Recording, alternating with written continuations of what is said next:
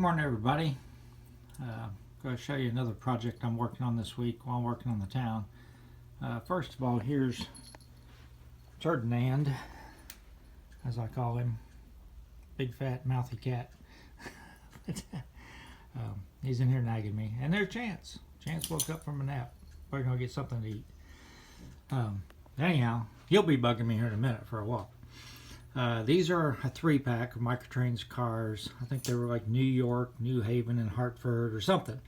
Anyhow, I got them for less than 30 bucks for the 3 of them. I'm going to make some DT&I box cars out of them.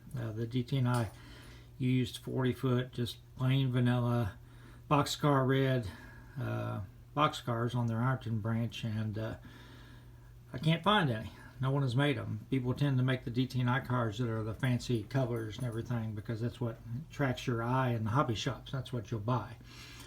So on model in 1980, I could leave the roof locks on, but by that time they were getting kind of scarce, so I'm going to remove the roof locks. Now Roy Smith has been doing that, and like I said, I've done it before, back in the 80s. I actually did it and got some negative feedback from the Microtrains collectors who think you should never weather a Microtrains car or modify it in any way, or actually even take it out of the box. But I run my trains.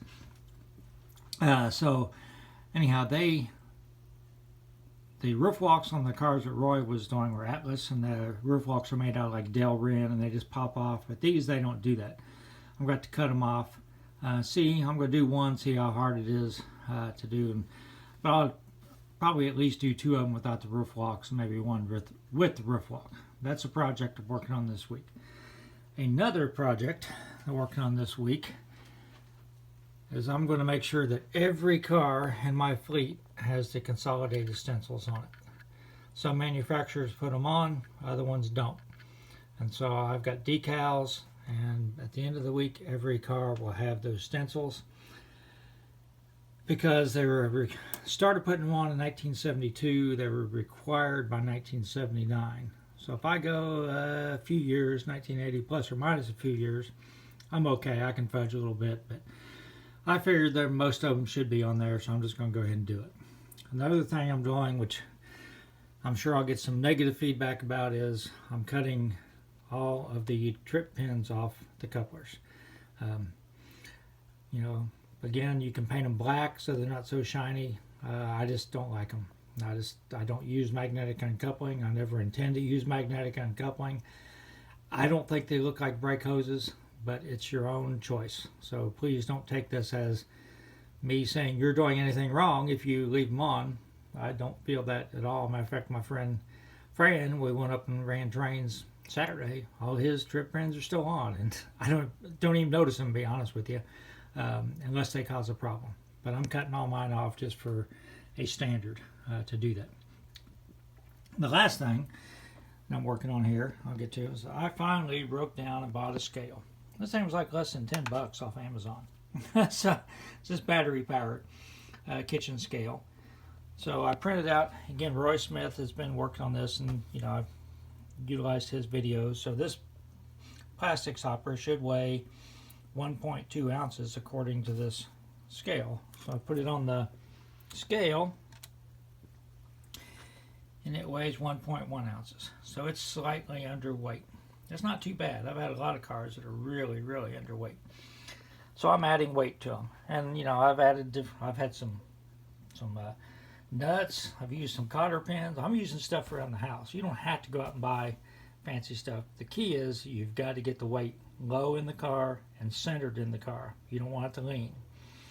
So, I'm using this E6000, which is I use it on all my outdoor buildings in a lot of railroad, garden railroad, and it's flexible.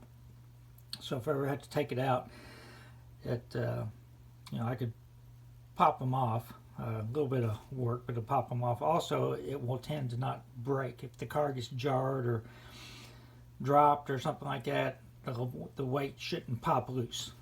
It's pretty tough. It's flexible. So I printed out my entire car list. I thought you might find this interesting. So this is what I've got. I have way more box cars than anything else. 19 of the 70-ton covered hoppers, which I don't use at all in Chillicothe, but they use a ton of them in Oak Hill, and so probably have too many, but I'll be using those. Have 13 gondolas is the next highest one, because I'll use those in the scrapyard in Oak Hill, and Union Spring uses them. I've got 3 Cabooses. Now, I'm not counting any of my DT&I cars in this, because the DT&I car train is just going to be a run-through train, coming out of staging, going into staging. Not going to be doing any switching, anything else. It's just like a show train.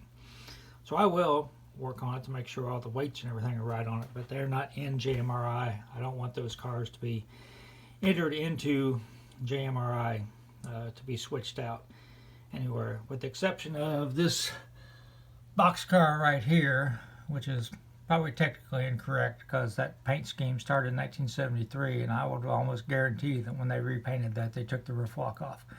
But we're trying to find a prototype picture just to be sure before I criticize microtrains. But anyhow, this is my car makeup. I thought you might be interested in it. JMRI says I have 90 cars, but I only have 88, I think, printed out on this list. So there's a discrepancy somewhere, but I've got, about 90 cars on that I'll use between the 2 layouts, and I really don't think I need any more cars. So I'm going to get to weighing cars. The ones in the yellow I've already done. These cover hoppers up here, I can't remember who made those things, but they were all heavy. Let's back out of the box. They were all fine. But these other ones, what I did was I wrote down originally it was 0.35 low. And after I added weights, now it weighs 0.92, and it's supposed to weigh 0.9. So I'm making sure they weigh just a little bit heavy if I'm going to go to one side or the other. But a lot of them were actually really, really low. These covered hoppers here should only weigh 0.9. They weighed like 0.53, so they were really light. So as I'm working on the town, I'm going to be working my way through this. So I'll sort of, if I see anything unusual, I'll sort of update you on the adding weights to the cars. This is the first DT&I boxcar that I completed. Of course, after I said in the last one I'm putting consolidated stencils on everything, I forgot to put it on this one. I just had to go back and put it on there, even though I've already weathered it pretty heavy. This was the old DT&I logo, not the star, which most people are familiar with. So I'm going to do the other 2 with the star. I thought I'd do one in the old one. You see I took the roof block off. Turns out pretty good.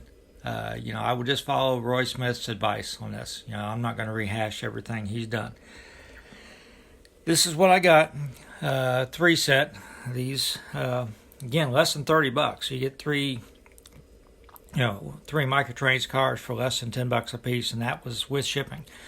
The paint that I used was Mission Models in my airbrush, and it's actually dark rust, but dark rust is about a perfect boxcar red. Sprayed really well. I was really impressed with the way it sprayed. I was about 25 psi. I didn't thin it at all, and it turned out really nice. In the background, you can see my car list. The yellow are done. Of course, I'm doing the easy ones first.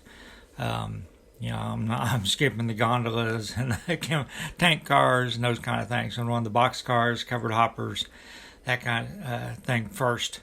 I'm surprised at how light the microtrains cars are, to be honest with you. I thought microtrains would be following the NMRA standards a lot closer, but I've had to add weight to all of those. Now, some of the newer, like the Athearn N-scale box cars, which are really nice, they come with metal wheels. They've been almost dead on. They've been nice. Haven't had to do anything to those. But the microtrains cars, as a rule, are light. I did get some weights from Amazon. I got a ton of these things. They're quarter ounce a piece. They have adhesive on them. You tear them off, I guess. And Roy sort of talked about it.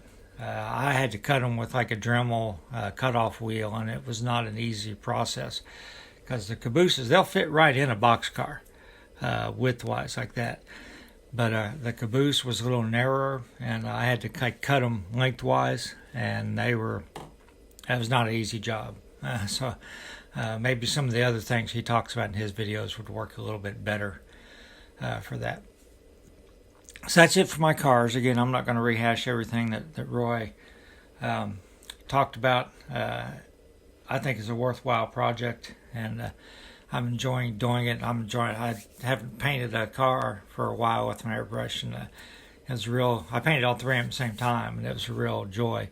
Another thing I do, and I know I'm in the minority for this.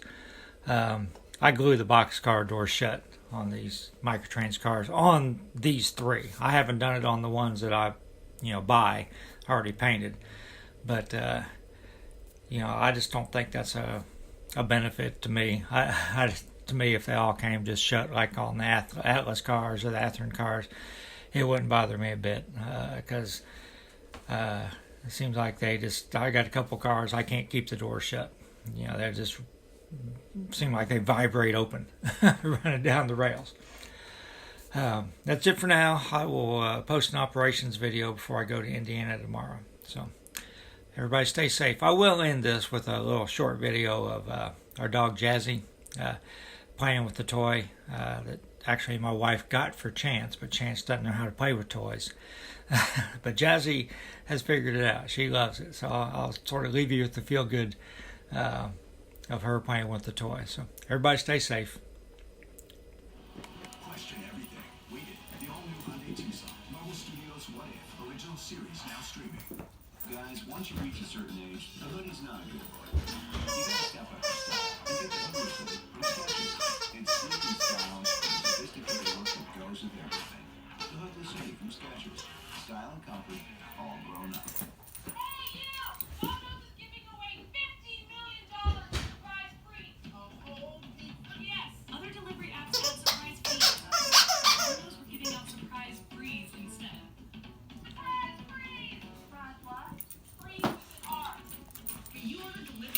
You could be surprised with free lava cakes, free stuffed cheesy bread, free pizza, and more. Yes!